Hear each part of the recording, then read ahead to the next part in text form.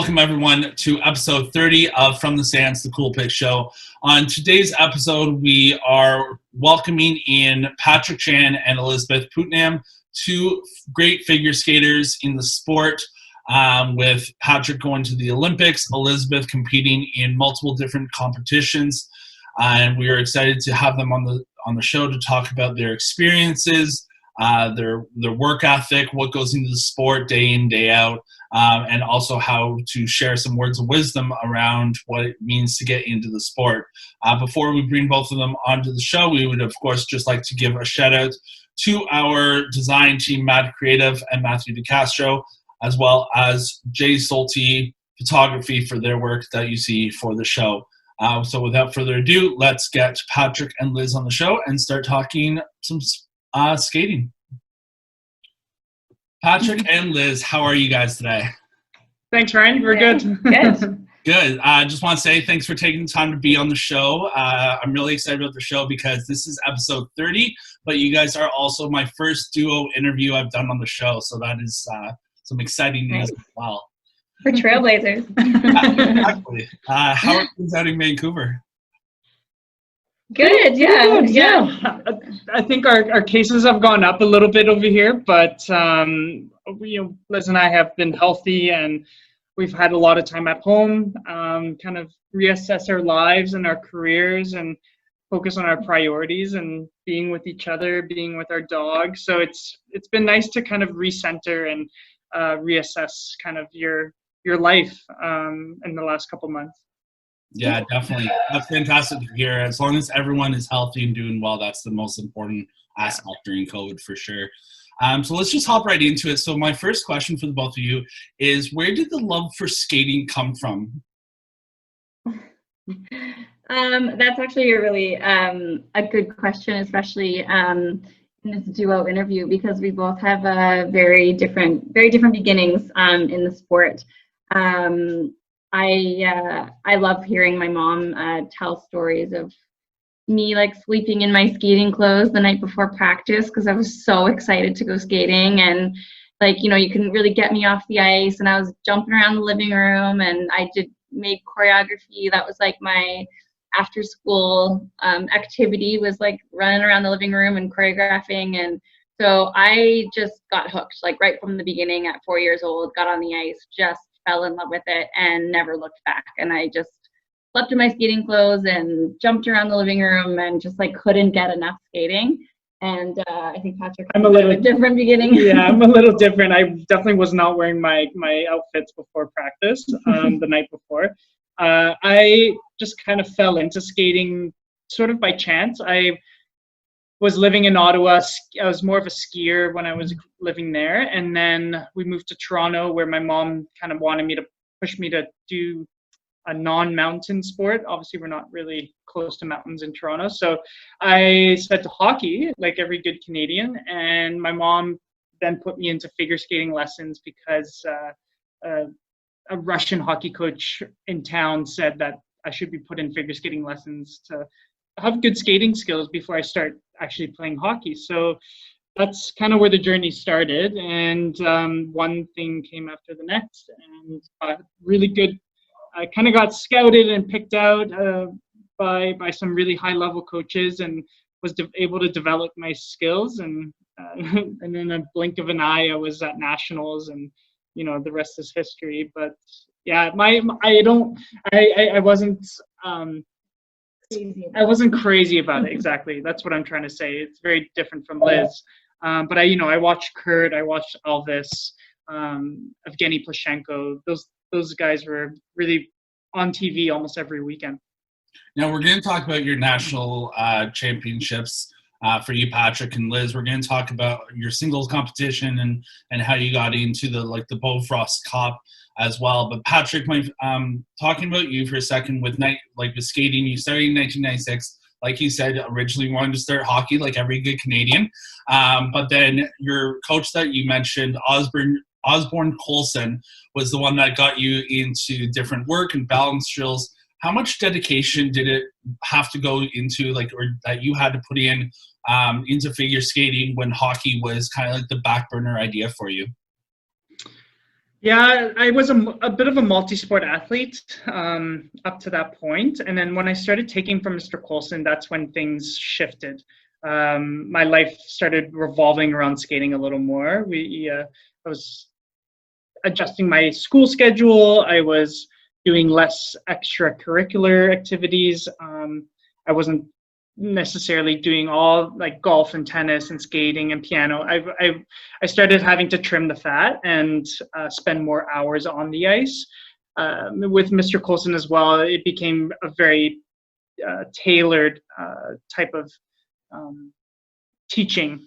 It was very one-on-one, very intense. He was a very intense individual, very strict, but he really brought out the best in me and really got myself and my parents to understand how skating works and the ins and outs and the culture of skating as well. And performance is a whole nother part. It's not just about being a great athlete, but a good performer.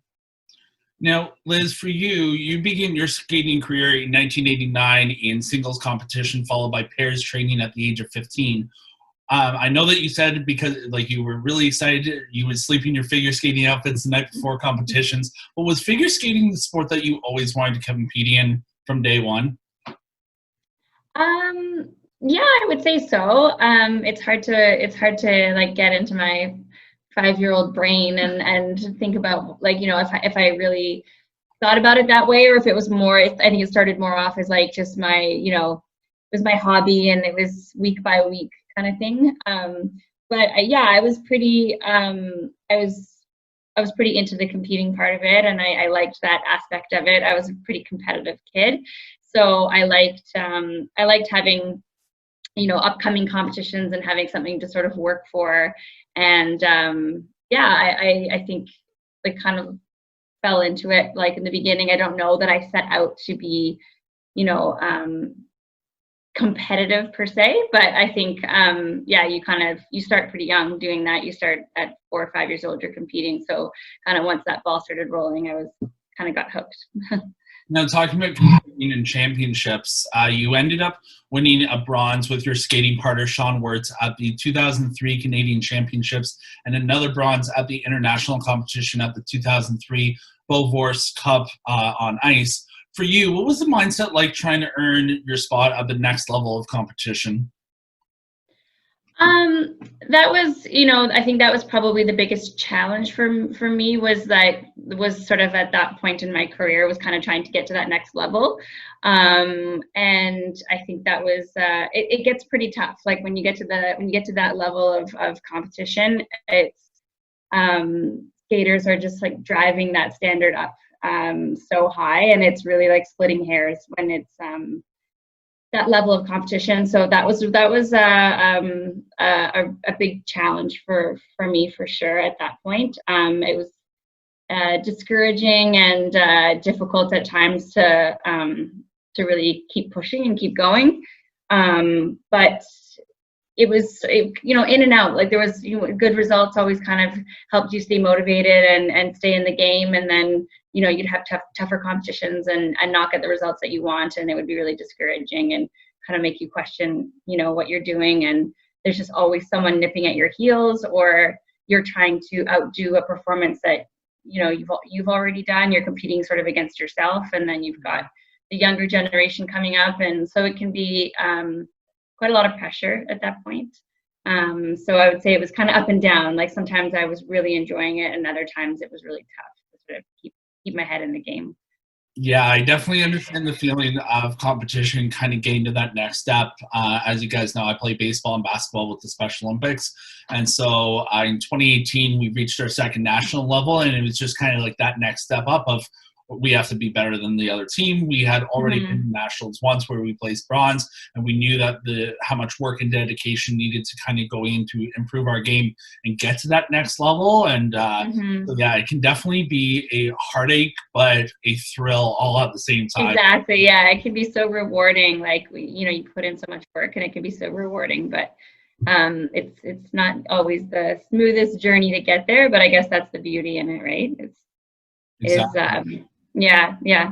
Now, with Patrick, throughout your career, you ended up winning 12 national championships, 3 world championships, as well as a number of other accomplishments. What was the feeling like for you to place first in so many different competitions and kind of start making a name for yourself so early in your career and kind of throughout your career? Thrilling. It's a thrilling feeling. I've always felt very. I found myself very fortunate to have had kind of all the stars align, and there's people. So many of my friends and other skaters that I trained with, had the same work ethic and the same almost talent, and they didn't get the same result because of one little thing, just that one day you just didn't have the right performance, or you didn't feel right, or something. There's a season where you're injured, or you're battling equipment issues. So I was very, very fortunate to have had such an illustrious career. But with that came, I'm not immune to some of the challenges of being at the top level. And like Liz was talking about, it's once you've made it to that high elite level, national and international worlds, Olympics, the margin for improvement is very small from year to year. Your improvements you have to really appreciate every ounce of improvement you have from week to week, or year to, or season to season. So you're constantly battling your own mind and your own, I guess, negativity, because you become almost like it promotes perfectionism, and you want to be perfect, and you have such a high standard once you've won gold. You want every performance to be a gold medal performance, but you have to come to reality and realize that there's going to be a lot more mistakes before you have those ups, those really highs, and those thrilling moments at competitions and standing at the top of the podium. You can't be there unless you've paid your dues in a way, and gone through the hardships of disappointment and getting through it. And it's definitely a unique situation in the sport now, because you see how many cameras, how many replays, how much footage there is that you can review on a day in, day out. You could probably be up for hours after a competition trying to perfect what you did wrong ahead of like the next day competition, things like that. And it's all about that mentality and keeping a proper mindset while trying to fix those corrections. Now, my next question for both of you is, because you kind of both touched on it, what would you say would be one big challenge that you guys had to kind of face and overcome throughout your careers?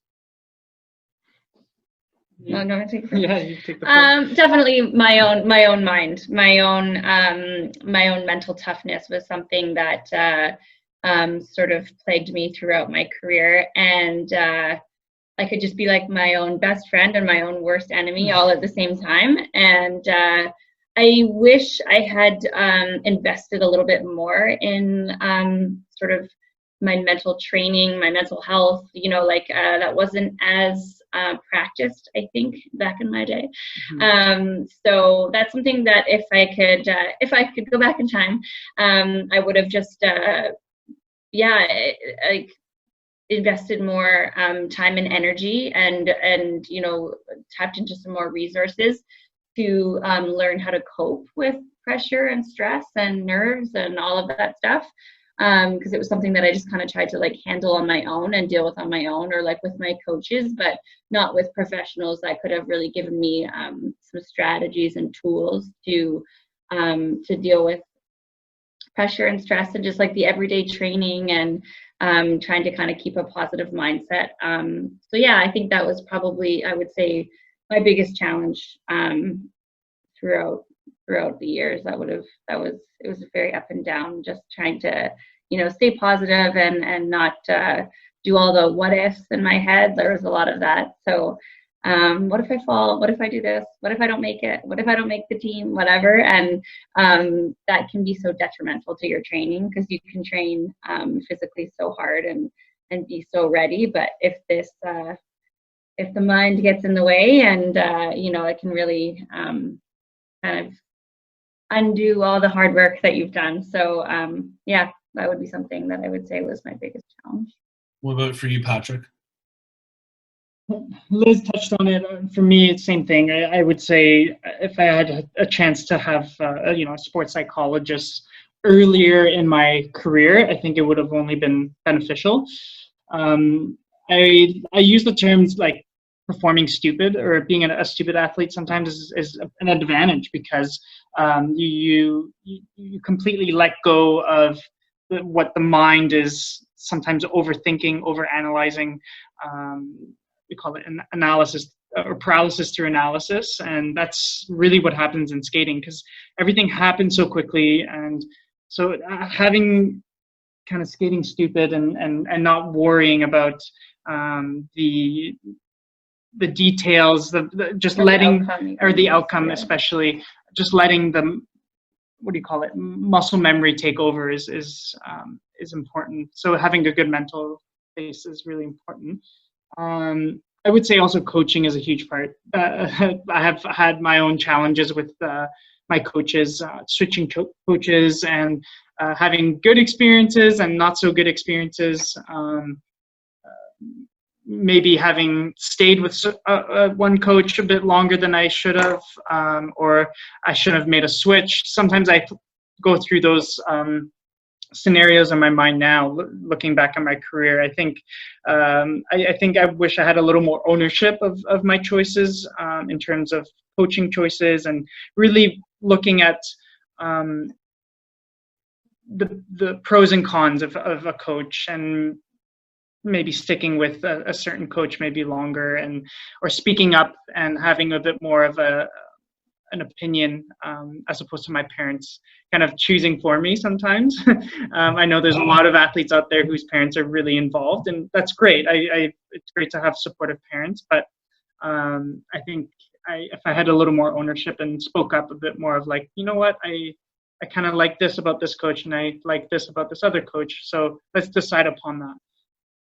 For sure. And talking about muscle memory, that is the biggest component of sport. I just played a round of golf yesterday, and I hit my worst round ever because I had too much muscle memory around trying to analyze what I was doing. So I definitely understand that. Now, Liz, like Patrick said with Coach Olson, a lot of individuals, especially in sport, do have mentors in their careers that help lead them to success or kind of get them to the next step. Like Colson was for Patrick, who was a mentor for you in your life?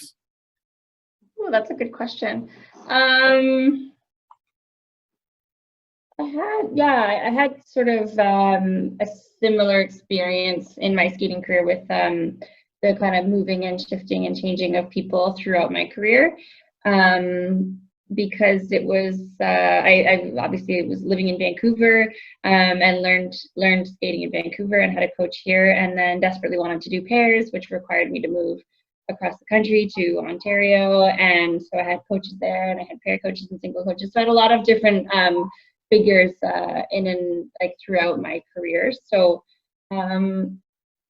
I feel like it was kind of every experience really taught me something, and some of those were positive experiences and some of them were negative. And I think out of the negative ones, I almost learned more of what not to do or what didn't work for me. And I mean, I think I had a one of my first pair coaches who was also happened to be my skating partner's uncle, Paul Worth.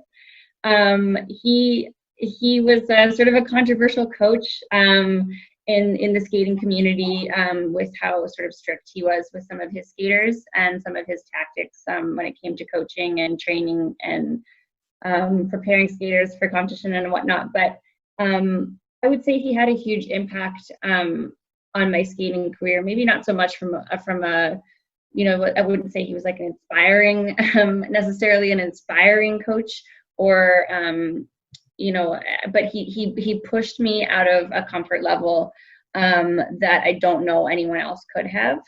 I had sort of at that, when I came to him and at the age that I was at and the sort of stage that I was at, I was quite I was like settled for where I was at. I was kind of okay with what I had accomplished, and I wasn't really in that mindset of like really pushing myself at that point.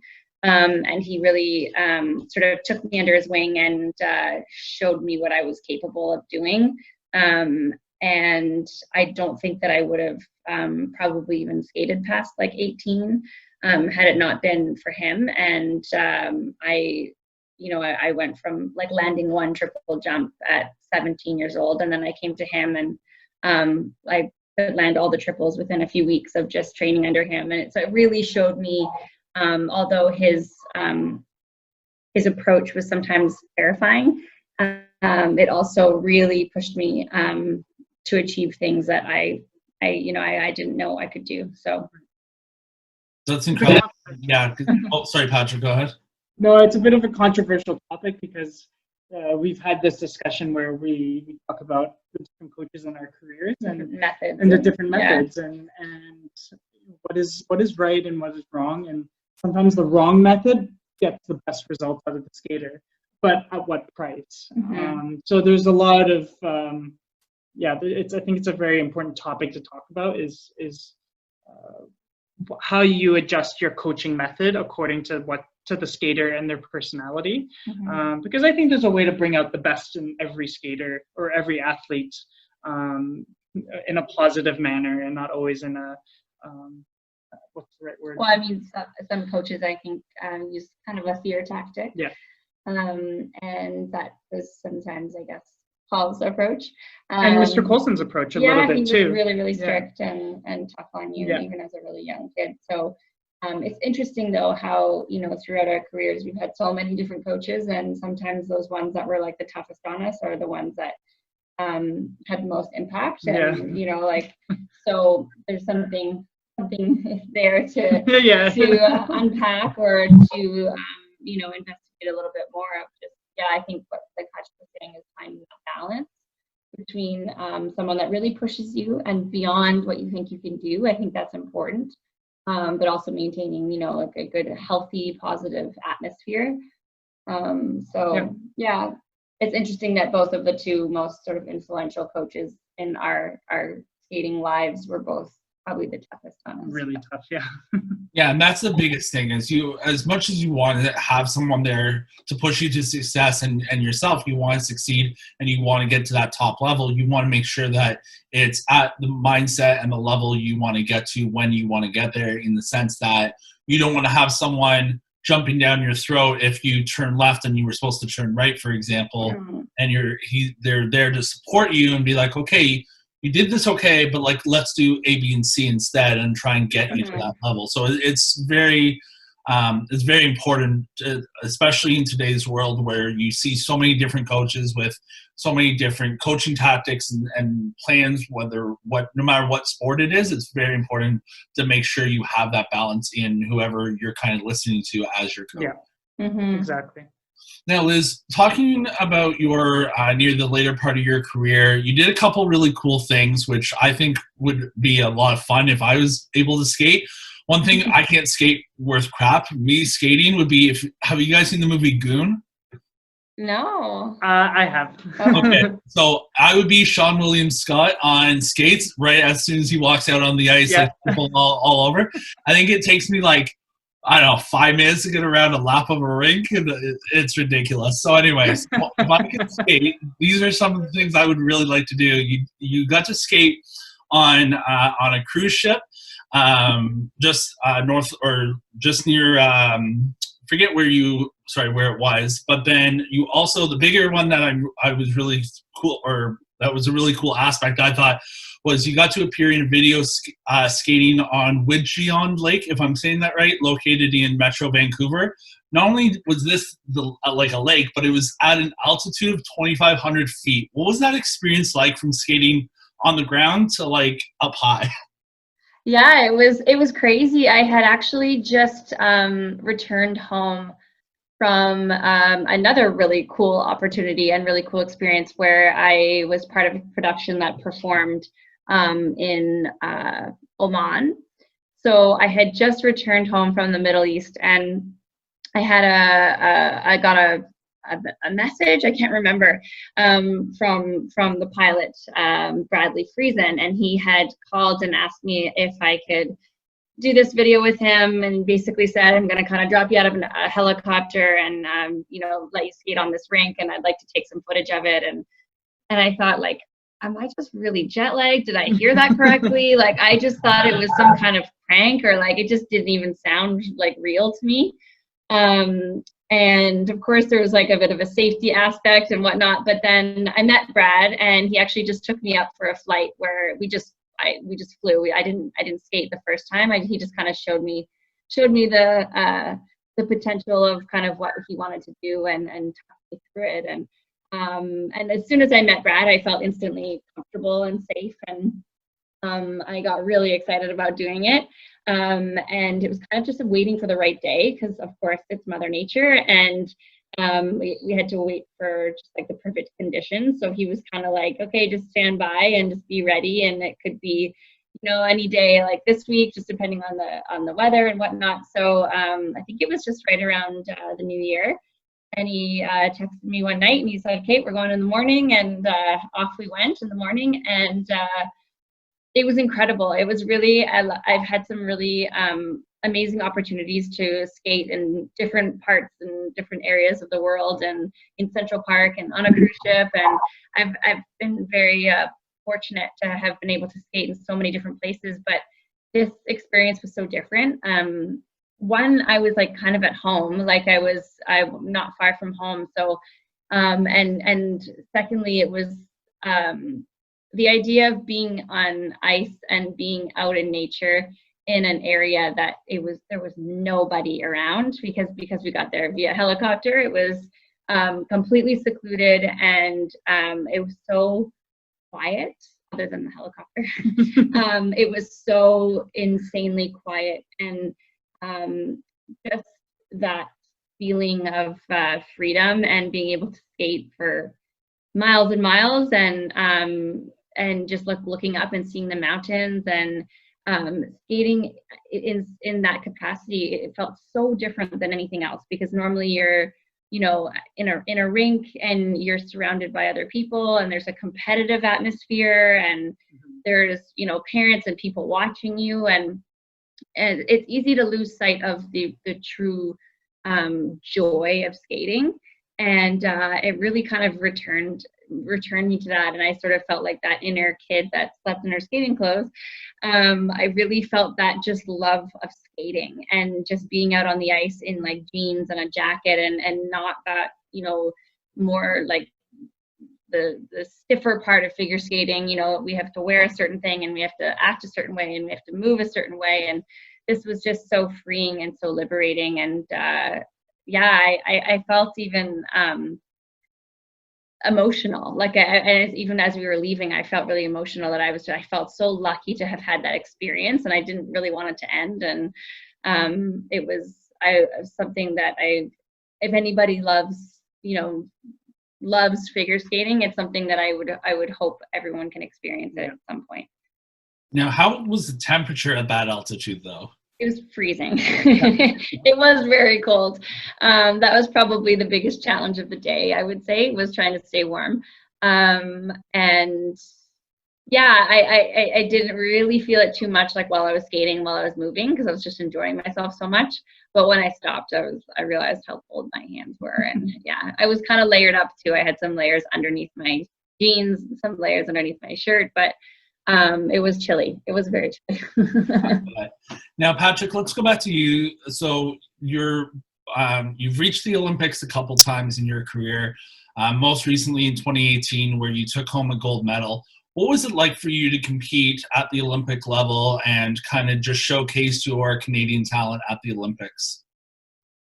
Oh my gosh, it's the biggest honor, and what you dream for when you start getting involved in sports. That's the mecca of amateur sports. So it's like, I would say, because we're hockey fans, I would say it's the equivalent of going to the Stanley Cup Finals. And having done it 3 times in 2010, 2014, and 2018, and to cap it off in 2018 with the team gold was I couldn't have asked for a more perfect ending. And I had my own struggles, though, leading into 2018, and each Olympics was so different. I looking back at it now, I think I wish I was a little more appreciative of how lucky I was to have qualified to go, and to have done it 3 times. And then on top of that, coming home with some medals is not a bad thing either. But it came with its own challenges, and again, going back to the whole mental aspect of being an athlete, once you've had a taste of the Olympics, you just want to go back and come back with the medal. And when you don't, it's the lows are pretty low. And I don't think I was necessarily prepared for, at least early on, in 2010, 2014. 2014 was probably the most disappointing, going in as like a defending world champion, and kind of the gold medal being almost on a silver platter, and then I kind of missed. I just made one too many mistakes and let the gold medal slip away. And that's a medal that we still have never won in Canada, as men's singles has never won gold at the Olympics. So I do regret not having followed through, but the past is the past, and I looked ahead to 2018 and really focused on this wonderful opportunity I had with Team Canada, with Tessa and Scott, Eric and Megan, Caitlin Osman, and it was just we had such a good team bond that it really was the most fun I had at those Olympics. And then standing on the podium with all your friends that you've grown up with through the junior ranks, and kind of to finish it off with that it's really perfect. That's incredible. Now I have to ask, because I feel like every Olympic athlete that has a medal gets asked this question in one way or another. How far away is your gold medal from you right now, and where do you store it? Well, I have I think one of my silver medals from Sochi is in Toronto with my parents, and then the rest of them I think are right here. Our entryway Yeah. punch thing, and I think it's in a box in a bag. In a Lululemon bag. Yeah. It's nothing special. It's like buried inside there, like The dog stuff. yeah, next to the dog toys, the Chewy toys. Hey, as long as the dog doesn't go for the Lululemon bag, you're good. Yeah, exactly. She doesn't confuse the medal for something. Yeah. Yeah, it's always interesting because you always hear different. There was one interview I had watched, forget who it was, but the athlete was saying how she kept her gold medal in like one of her long socks in her drawer. And so you never know where people store their medals. It protects it. A nice thick sock would protect the medal. Yeah, that's a good idea. Now, kind of just the second part of my question about representing Canada at the Olympics. After those games in 2018, in April of that year, you announced your retirement from the sport. What kind of feelings and emotions were going through your head or your mind, from the time that you started the Olympics in Pyeongchang to like winning that gold, but then also just kind of when you're staying on that podium, realizing that this is the last time that this is going to happen? Yeah, so 2018 was really interesting leading up to February of 2018. I would say that December or like September, October of 2017, so leading up to the winter, I was checked out. Not a lot of people know, except the Skate Canada officials, but I was on the phone with the high performance director, the CEO, the president of Skate Canada, several times, because I just hit a wall. I was just so burnt out, and I don't know if it was going back to the coaching and going back to my environment. I was training in the States. I was feeling very homesick, and just home meaning Canada. And I just hit this wall where I was just like, I don't want to go to the rink anymore. I've done it for 15 years, and I'm kind of tired of this day in and day out. It started feeling like a job as opposed to like a passion and a love for it. And luckily I had the right people. I had Liz and I had Skate Canada behind me, and even my teammates. I got calls from Scott and Eric and just checking in, and Skate Canada gave me all the resources I needed to get back into shape and get my mind in the right place. And yeah, went to the Olympics, and once I stood on that podium, it wasn't hard for me to think about the future, because I was already kind of thinking about it even going into the Olympics. But kind of the funny part, the irony is that I kind of got emotional. I get emotional now, 2 years later, watching old videos of skating and my performances, and because I really now, because I'm so disconnected from it, I feel so much more appreciative of what I accomplished, which is amazing because I've never done that ever. I've always looked at my own skating with a critical eye, and now I get to actually absorb it and enjoy it and learn actually from the good things I did and how I can translate it to my coaching and how I can maybe use some of those pointers for other skaters in the next generation. So it's emotional. It's an emotional, and everyone has their own way of digesting it and processing it. Now, talking about emotions, because yeah, they definitely get to you. I mean, again, just referencing like being an athlete myself. When I won my first national championship in 2018, I felt those emotions. I'm like, wow, we did this. Like, it's huge. And like, I'm still competing today, which I'm fortunate about, but I get that. It's always, you never know what's ahead of you, and you never know what tomorrow's going to bring. So you always have to kind of be thankful for what you have, what you've been given, and then kind of run with that. And if that gives you an opportunity to succeed and get to the next level, great. If it doesn't, then at least you're able to kind of motivate that next generation, which we're going to get to in a little bit. But talking about those emotions and some positive emotions, in May of last year, the two of you, I have to ask this question because both of you were on the show. The two of you started dating. How did you guys find each other? Like, was it on the ice? Was it a connection between friends? How did you guys kind of meet, and how did things roll? Yeah, a bit of everything you mentioned. Yeah. Liz and I actually knew each other when I was like 10 or 11 years old. We skated at the same rink, and we probably walked by each other several times. We usually learned to skate at the very same rink as well, like as babies, but not at the same time. Not at the same time, but yeah, our origins of skating came from Toronto, East York, or is it East? What is it called, the rink? I don't know. Is it East? I think East. Dylan would know. But anyways, we learned skating at the same rink. We separated and then like crossed paths again, and then like just our whole I think we spent 1 year on the national team together. Yeah. Maybe. Yeah. It was like the end of my career and the beginning of his. We kept kind of passing each other through life, but never really kind of being in the same place at the same time for too long. Liz was part of the cool group. I was not. You were just a kid. I was just a kid, yeah. So the skating world is very small, and it's like 2 degrees of separation between everyone. So we reconnected. Patrick came to town for Stars on Ice. Yep. In May of 2017. Yep.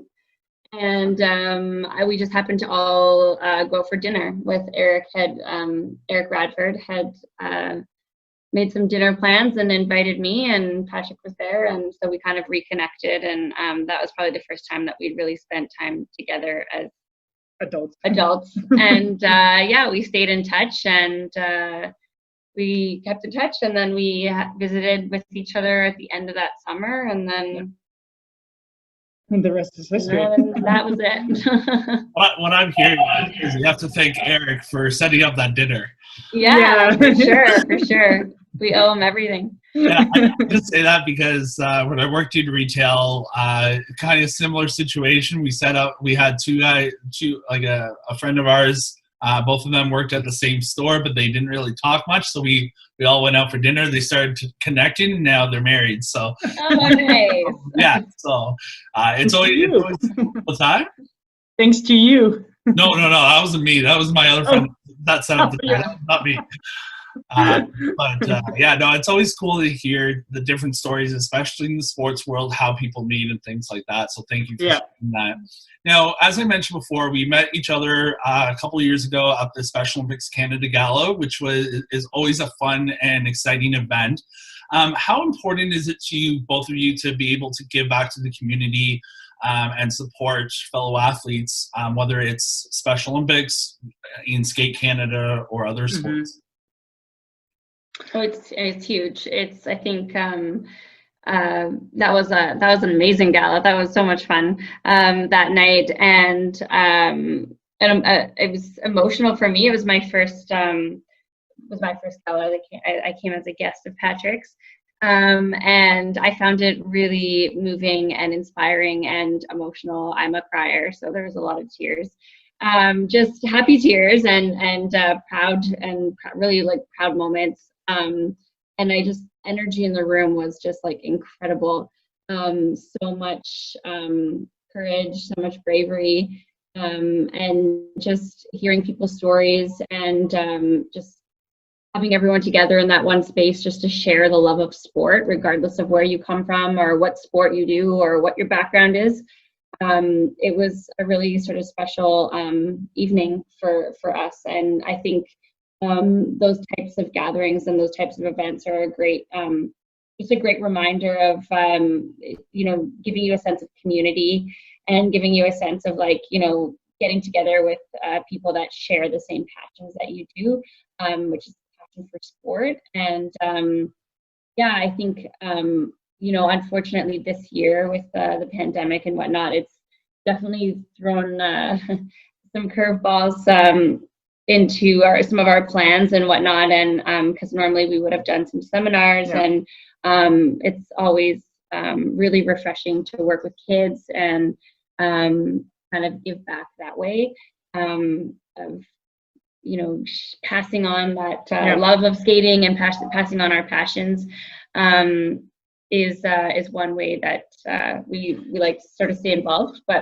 And it's great to be able to share life skills, and I think we feel like we're making a small difference in the world by guiding some of these young skaters. And I grew up, my parents were immigrants from Hong Kong, and I'm a first generation Canadian, and I was given the opportunity to represent this beautiful country. And I think every child and every young athlete should have the chance to at least make the effort to try and make that team and represent their country. And I just think our job now as adults and as retired athletes is to pass on our knowledge and our experiences and make it the most enjoyable and joyous experience for those athletes, because we went through tough times and they don't necessarily have to. So to give them the best path to success is kind of our dream. Now, talking about that work with kids and the next generation of athletes in sport, what kind of advice would each of you want to give to those wanting to get either into skating or ultimately reach the next level, or even just kind of start off in a sport on ice? Elbow pads. I mean, I think involving kids in sports, regardless of whether it's on the ice or not, is so important. Just a lot of the life lessons that you learn being involved in a sport are really priceless. And whether you go on to be like an elite level athlete or not, I think just for like general health and staying fit, staying active, and like I said, learning how to set goals and work ethic and accountability, and like being more organizing your time. And I think there's just there's so much value in being involved in a sport. And some kids, they do it for even like the social aspect, or it's not to go out and win medals or go represent your country at the Olympics. That's a wonderful goal, but I don't think that that needs to be the intention, because we also can sometimes set goals and then become so sort of like zeroed in on that and sort of lose sight of why you're doing it at all. And so I think it's just for kids to be involved in a sport is so important. And if it does happen to be on the ice, then of course starting young is usually like it's kind of an important with skating is kind of an important factor. Like you sort of like 4 or 5 years old is a great time to start learning the the fundamentals and to get on the ice. And a great age because you're kind of fearless usually. So it's a good time to start learning some of those skills. Definitely. Yeah, I would say for aspiring figure skaters, I would definitely say to take your time, be patient. It's a slippery sport, so you're going to be falling a lot, but there's no better feeling than the beauty of skating is the combination of performance and creativity with athleticism, and having that connection when you can work athleticism and the creativity and they work in sync. I feel like it's the most cerebral experience you'll ever have, and be patient with yourself. I think every day is an opportunity to improve, whether it's improve 3 steps or 4 steps or 1 step. As long as you're moving forward, I think that's all that's important. And the past is the past. Think about what's ahead and what you need to do right now to achieve your goals. Great words of some great skaters. Thank you so much, Patrick and Liz, for taking the time to be on the show and share your experiences, your wisdom, and everything in between. I really appreciate you guys taking the time. Yeah, thank you so much, Ryan. We really appreciate it. No problem. We will look forward to hopefully seeing you guys sooner than later. Maybe at another gala in the future. I hope so. That'd be awesome. All right. We'll talk to you again soon. Okay, bye. Bye. All right, everyone. That was Patrick Chan and Liz Putnam from Skate Canada and the Olympics. Thank you to both of them for taking time to be on the show and talk with us about their skating experiences, their careers, their words of wisdom, and so much more. Until next time, guys, thank you again for tuning in to another episode of From the Stands, the Cool Pick Show.